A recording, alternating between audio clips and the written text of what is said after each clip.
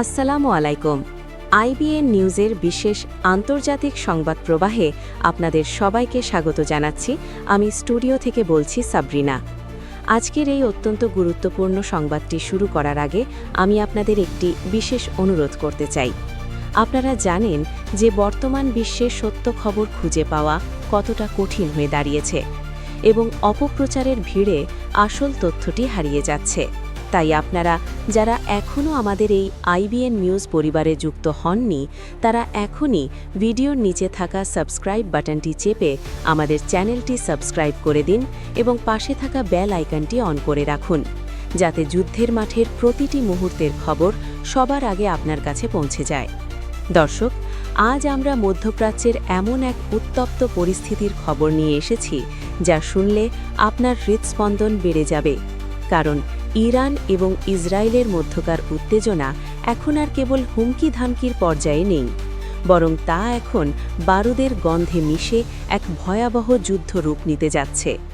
আমাদের আন্তর্জাতিক সংবাদদাতারা জানাচ্ছেন যে ইরানের সর্বোচ্চ নেতা এবং বর্তমান প্রেসিডেন্ট মাসুদ পেজেশকিয়ান দেশের সামরিক বাহিনীর প্রধানদের সাথে এক দীর্ঘ এবং রুদ্ধোদ্যান বৈঠক শেষ করেছেন এবং সেখান থেকে যে বার্তাটি বিশ্ববাসীর কাছে এসেছে তা অত্যন্ত স্পষ্ট এবং কঠোর।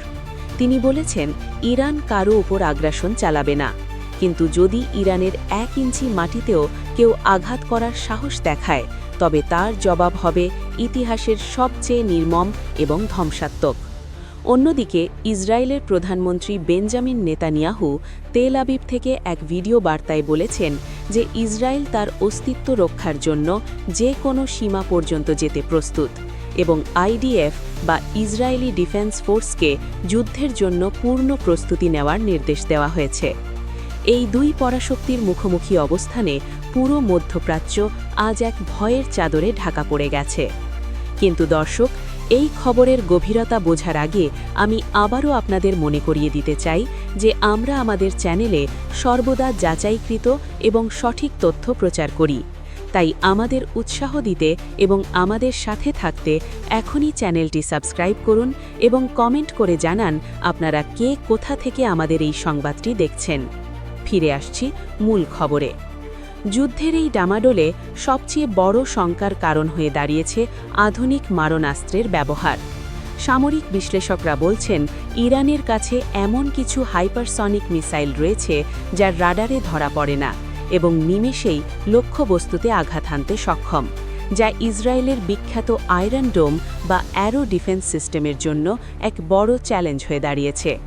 অন্যদিকে ইসরায়েল এবং তাদের পশ্চিমা মিত্ররাও ভূমধ্যসাগরে বিশাল নৌবহর এবং যুদ্ধবিমান মোতায়েন করেছে, যা পরিস্থিতিকে আরও জটিল করে তুলেছে। বিশ্ব অর্থনীতিতে এর প্রভাব পড়তে শুরু করেছে।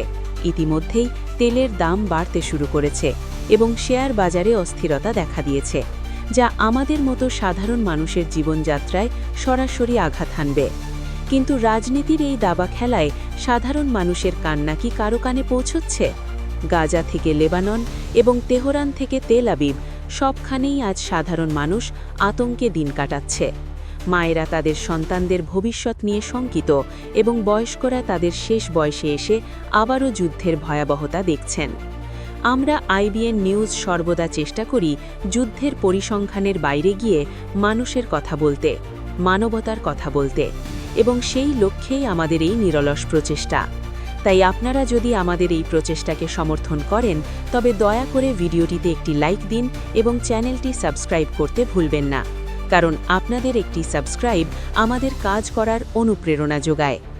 আন্তর্জাতিক মহল থেকে জাতিসংঘ এবং ইউরোপীয় ইউনিয়ন বারবার উভয় পক্ষকে সংযত হওয়ার আহ্বান জানালেও মাঠের পরিস্থিতি সম্পূর্ণ ভিন্ন কথা বলছে। সীমান্তে অতিরিক্ত সেনা মোতায়েন করা হয়েছে এবং হাসপাতালগুলোকে জরুরি অবস্থার জন্য প্রস্তুত রাখা হয়েছে। সাইবার যুদ্ধের মাধ্যমে একে অপরের যোগাযোগ ব্যবস্থা এবং বিদ্যুৎ কেন্দ্রগুলো অচল করে দেওয়ার চেষ্টা চলছে, যা আধুনিক যুদ্ধের এক নতুন এবং ভয়াবহ দিক।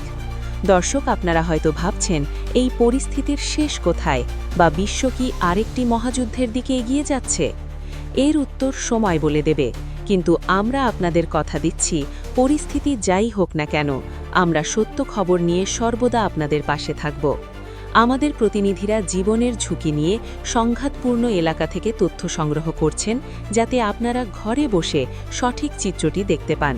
তাই কোনো গুজবে কান না দিয়ে সঠিক তথ্যের জন্য আইবিএন নিউজের পর্দায় চোখ রাখুন এবং বন্ধুদের সাথে আমাদের নিউজটি শেয়ার করুন, যাতে সবাই সচেতন হতে পারে।